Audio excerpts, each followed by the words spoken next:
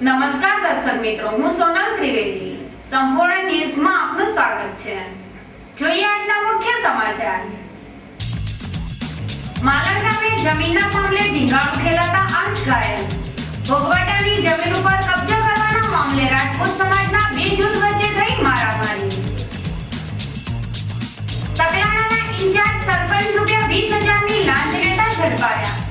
મનરેગાના કામમાં સહી કરવાના બદલામાં સરપંચે માગી હતી લાંચ. ડીસા નગરપાલિકાના નવા સુકાની માટે 18 ઓક્ટોબરે ચૂંટણી યોજાશે. ડીસા શહેરને દિવાળી પૂર્વે મળશે નવા પ્રમુખ ઉપપ્રમુખ. ઇકબાલગઢ ગામે આરોગ્યની ટીમે દુકાનો ચેકિંગ હાથ ધરતા વેપારીઓમાં ફફડાટ. અખાદ્ય ચીજવસ્તુ વેચતા વેપારીઓને તપાસ દરમિયાન ફટકારવામાં આવ્યો દંડ. સંપૂર્ણ ન્યૂઝ આપણી આંગળીના ટેરવે. ઇન્ટરનેટ ઉપર સંપૂર્ણ ન્યૂઝ જોવા લોગિન કરો www.youtube.com/સંપૂર્ણન્યૂઝ. જોઈએ સમાચારો વિગતવાર. પાલનપુર તાલુકાના માલણ ગામે ભોગવટાની જમીનનો કબજો કરવાના મામલે આજે રાજપૂત સમાજના બે જૂથો વચ્ચે ધીંગાણું ખેલાયું હતું, જેમાં બંને પક્ષના 8 સભ્યો ઘાયલ થતા આ ઈજાગ્રસ્તોને સારવાર અર્થે પાલનપુરની સરકારી હોસ્પિટલમાં દાખલ કરવામાં આવ્યા હતા. જરજોરું અને જમીન આ ત્રણેય કજિયાના છોરું. કહેવત અનુસાર માલણ ગામે આજે જમીન મામલે મારામારી થઈ હતી, જેમાં 8 વ્યક્તિને હોસ્પિટલમાં સારવાર લેવાની ફરજ પડી હતી.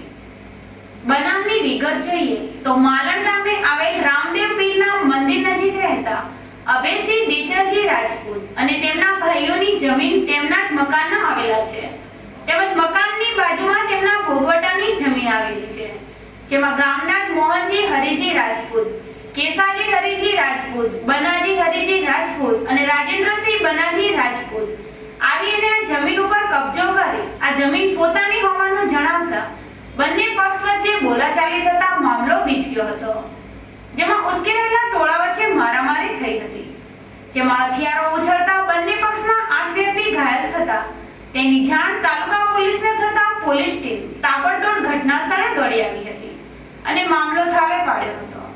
જ્યારે આ મારામારીમાં રમીલાબેન બળદેવજી રાજપૂત, મહેન્દ્રસિંહ રણછોડજી, ગુલાબજી બેચરાજી, ભીખીબેન રણછોડજી અને સામે પક્ષે મોહનજી હરિજી, કેસાજી હરિજી, બનાજી હરિજી અને રાજેન્દ્ર બનાજી ઘાયલ થયા હતા. આ ઈજાગ્રસ્તોને 108 મારફતે સારવાર અર્થે પાલનપુરની સરકારી હોસ્પિટલમાં દાખલ કરવામાં આવ્યા હતા. જ્યારે આ મારામારી પ્રકરણમાં બંને પક્ષે પોલીસ ફરિયાદ દાખલ કરાવવાની તજવીજ હાથ ધરી હતી. હું રાજપૂત અભયસિંહ બેચરજી માળનો રહેવાસી. અમારા માળમાં રામાબેન મંદિર, રણકર રામાબેન મંદિરના સામે ટેબા પર અમારા 20-25 વર્ષથી મકાન બાંધીને અમે રહીએ છીએ. બધા ભાઈઓ, અમે 6 ભાઈઓ છે અને 2 અમારા કાકાના છે, કેમ કે 8 ભાઈઓ છે.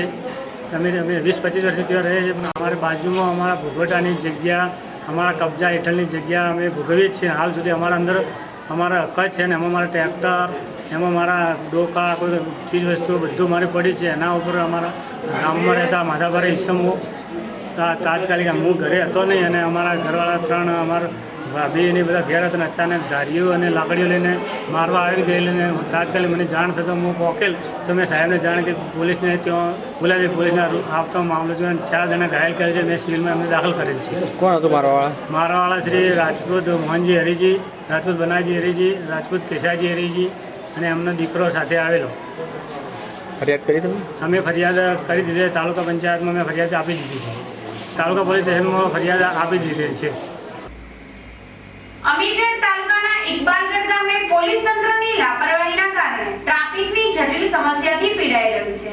અહીંયા સટલિયા વાહનો અને પોલીસ કર્મીઓની સાંઠ ગોઠવી ટ્રાફિક નિયમના સરેઆમ ધજિયા ઉડી રહ્યા છે, જેમાં ખાનગી વાહનના ચાલકો ભાડું મેળવવાની લાઈનમાં ઘેટા બકરાની જેમ મુસાફરો ભરીને વાહનો હંકારતા નજરે પડે છે.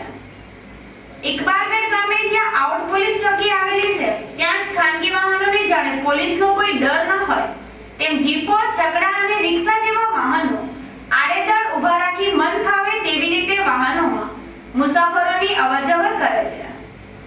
ઇકબાલગઢના કેટલાય વિસ્તારોમાં બસ સેવાના અભાવે પેસેન્જરોને ના છૂટકે ખાનગી વાહનોનો સહારો લેવો પડે છે, જેનો ગેરલાભ સટલિયા વાહનો ઉઠાવી રહ્યા છે. જેમાં ઇકબાલગઢના માર્ગો ઉપર દોડતા વાહનોમાં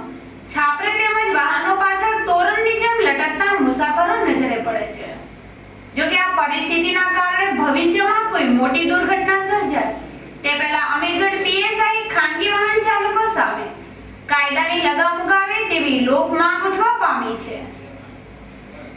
પાલનપુરમાં ડીસા હાઈવે ઉપર આવેલી સંત શ્રી રાજારામ ગુરુકુળ સ્કૂલ ખાતે આજરોજ યોગ અને માનસિક વિકાસ માટે સેમિનાર યોજાયો હતો, જેમાં વાલીઓ મોટી સંખ્યામાં ઉપસ્થિત રહ્યા હતા. પાલનપુરની સંત શ્રી રાજારામ ગુરુકુળ સ્કૂલ ખાતે આજરોજ અમદાવાદના યોગ નિષ્ણાત ડોક્ટર ઉષાબેન ત્રિવેદી દ્વારા સ્કૂલના બાળકોએ વાલીઓને યોગ અને માનસિક વિકાસ માટે એક સેમિનારનું આયોજન કર્યું હતું, જેમાં ડોક્ટર ઉષાબેન ત્રિવેદીએ યોગના ફાયદા, બાળકોના માનસિક વિકાસ માટે જરૂરી માર્ગદર્શન પૂરું પાડ્યું હતું. આ ઉપરાંત સ્કૂલના બાળકોએ કેટલાક યોગનું નિર્દેશન રજૂ કરતા વાલીઓ સહિત ઉપસ્થિત મહેમાનો મંત્રમુગ્ધ બની ગયા હતા.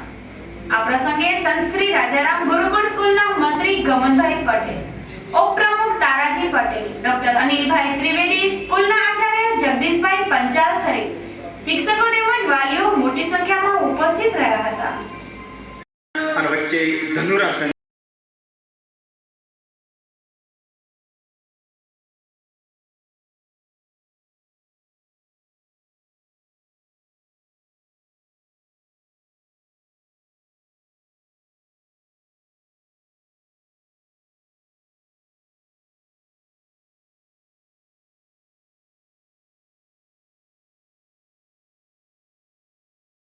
બે બાજુ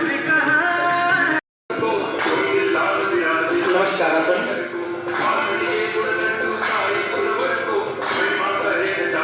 ગરુડાસન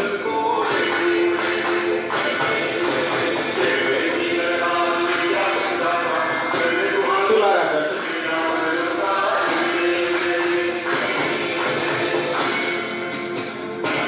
નમસ્યાસન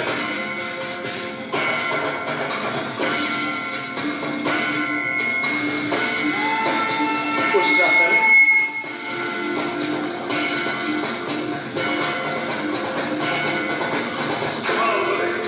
એક પાદ પ્રસરણાસન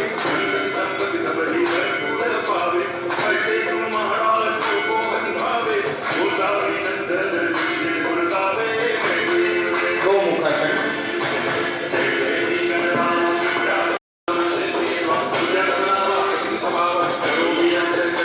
મત્સ્યાસન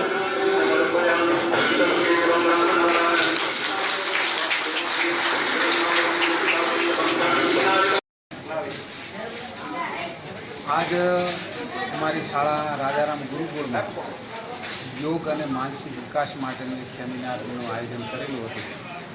અમદાવાદના ગાયનેક ડૉક્ટર ઉષાબેન ત્રિવેદી, જે આપણા પાલનપુરના અનિલભાઈ ત્રિવેદી છે, એમના બેન છે, જેઓ સાયકોલોજી બાળકોની જાણે છે અને યોગ માટે બહુ સરસ મજાની એમને આજે પેરેન્ટ્સ સાથે વાતો કરી. આવનારા સમયમાં બીજી કોઈ ચેલેન્જ નથી, ફક્ત વિદ્યાર્થીઓને સંસ્કારોનું જ અનુકરણ થાય અને સંસ્કારો મળી રહે એ હેતુથી અમારો આ સેમિનારનો પ્લાન કરેલો છે. અને એમાં વિદ્યાર્થીઓને ઘણા બધા આવનારા સમયની અંદર લાભ થવાના. જો દરેક ઘર વિદ્યાર્થીને યોગ તરફ જો વાળે તો જે ક્રિમિનલ પ્રોબ્લેમો થાય છે, જે મસાલાઓની ને અમુક પ્રકારના નશાઓની આદતો બાળકોની છે, એ આનાથી છૂટે અને આપનારો આપણો સ્વચ્છ ભારત બને એ હેતુ અમારો આ આશય હતો. ઉષાબેન ત્રિવેદીનો 35 વર્ષનો અનુભવ છે. આજે પણ કોઈપણ પેશન્ટનું ઓપરેશનમાં નિષ્ફળતા એવી એમને લાગે તો એ માતાજીના આગળ પ્રાર્થના કરે અને ભગવાન આગળ શરત કરે કે જો મારો પેશન્ટ બચી જાય તો હું ચાલતા અંબાજી જઈશ. એવો ભાવ આજે ડૉક્ટરોમાં ક્યાંય નથી. તો એક પ્રેરણારૂપી છે ડૉક્ટરો માટે ઉષાબેન ત્રિવેદી, અને એવી પ્રેરણા લે તમામ ડૉક્ટરો લે તો આવનારા સમયમાં મને લાગે છે કે કોઈ પ્રોબ્લેમ નહીં આવે. વડગામ તાલુકાના સકલાણા ગ્રામ પંચાયતના ઇન્ચાર્જ સરપંચ મનરેગાના કામમાં કોન્ટ્રાક્ટર પાસે શ્રમિકોના હાજરી પત્રક સહી કરવા ₹20,000ની લાંચ માંગતા ભુજ બોર્ડર એકમની ટીમે છટકું ગોઠવી સરપંચને લાંચ લેવાના ગુનામાં ઝડપી પાડ્યા છે, જેને લઈને વડગામ તાલુકાના સરપંચોમાં ફફડાટ ફેલાઈ જવા પામ્યો છે.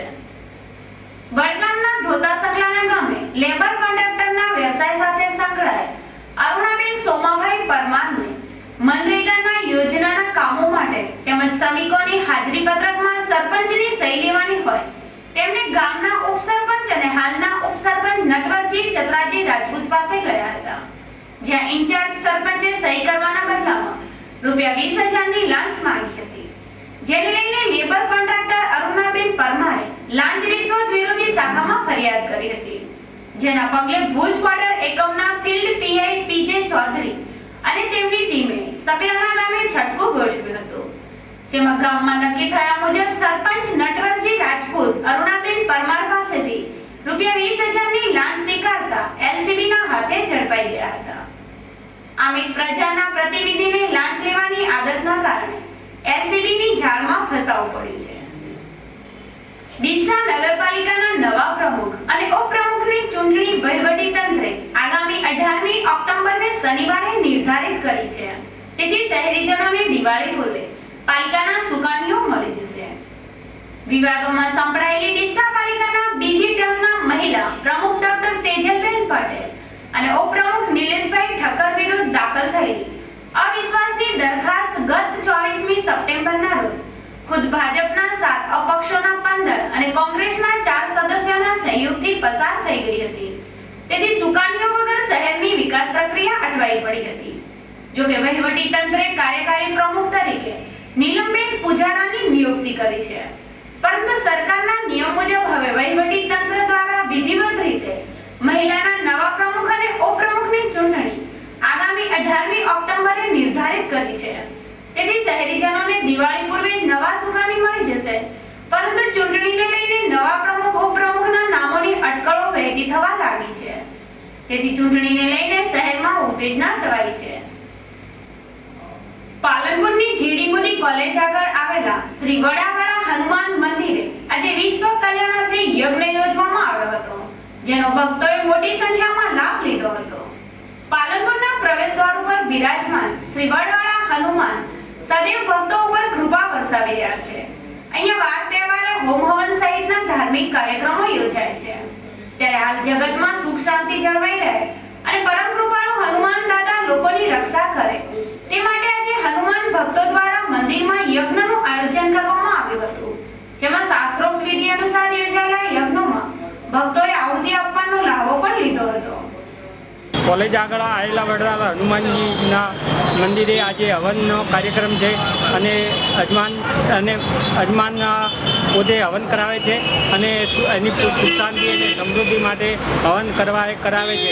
અને આજે હનુમાનજીનો હવન રાખેલ છે. આજે શનિવાર પણ છે. આજે પણ કરવા ચોથ પણ રાજસ્થાનમાં ગણાય છે. કરવા ચોથ પણ છે, શનિવાર છે, એટલે તે માટે આજે શનિવારના દિવસે હનુમાનજીનો હવન કરવામાં આવે છે. પાલનપુર ખાતે તાજેતરમાં જિલ્લા કાનૂની સેવા સત્તા મંડળ દ્વારા ખાસ પાંચમી મેઘા જનરલ લોક અદાલત યોજાઈ હતી, જેમાં 703 કેસોનો સ્થળ ઉપર જ નિકાલ કરવામાં આવ્યો હતો, જેમાં ₹3 કરોડ ઉપરાંતના વળતરના હુકમ પણ થયા હતા. ગુજરાત રાજ્ય કાનૂની સેવા સત્તા મંડળના માર્ગદર્શન હેઠળ જિલ્લા કાનૂની સેવા સત્તા મંડળ પાલનપુર દ્વારા તાજેતરમાં ખાસ પાંચમી મેઘા જનરલ લોક અદાલત યોજાઈ હતી, જેનું ઉદ્ઘાટન ઇન્ચાર્જ પ્રિન્સિપલ ડિસ્ટ્રિક્ટ જજ અને જિલ્લા કાનૂની સેવા સત્તા મંડળના અધ્યક્ષ કે.એસ. પટેલે કર્યું હતું. આ લોક અદાલતમાં 703 કેસોનો નિકાલ કરવામાં આવ્યો હતો, જેમાં મોટર અકસ્માત વળતરના કુલ 54 કેસોનો નિકાલ થયો હતો. તેમાં પક્ષકારોને વળતર પેટે ₹1,66,92,916 ચૂકવવાનો હુકમ થયો હતો. આ ઉપરાંત દીવાની ફોજદારી અને પ્રિલિટિગેશન સહિત તમામ કેસોની કુલ ₹3,04,11,895ની વળતર ચૂકવાઈ હતી. આ લોક અદાલતને સફળ બનાવવા પાલનપુર બાર એસોસિએશનનો સહયોગ રહ્યો હતો. અમીરગઢ તાલુકાના ઇકબાલગઢ ગામે આજે આરોગ્યની ટીમ દ્વારા ખાણીપીણીની દુકાનો ઉપર સરપ્રાઇઝ ચેકિંગ હાથ ધરવામાં આવ્યું હતું, જેમાં ગંદકી તેમજ અખાદ્ય ચીજવસ્તુનું વેચાણ કરતા વેપારીઓ સામે દંડકીય કાર્યવાહી કરવામાં આવતા વેપારીઓનો ભારે ફફડાટ ફેલાયો હતો.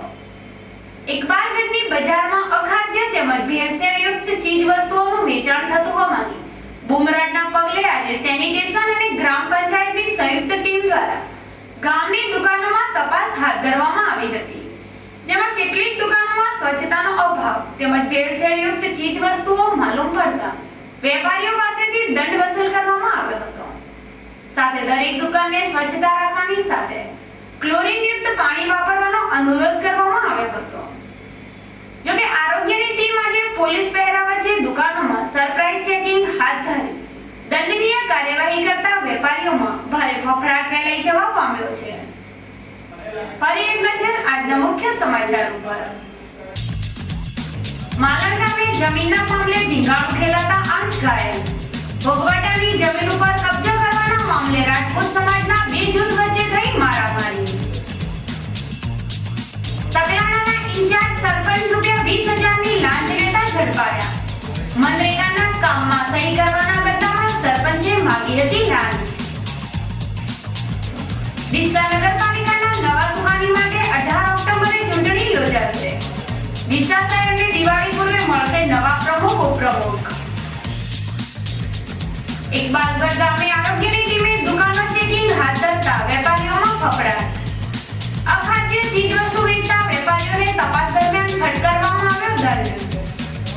આ હતા અત્યાર સુધીના સમાચાર. વધુ સમાચાર સાથે ફરી મળીશું. નમસ્કાર.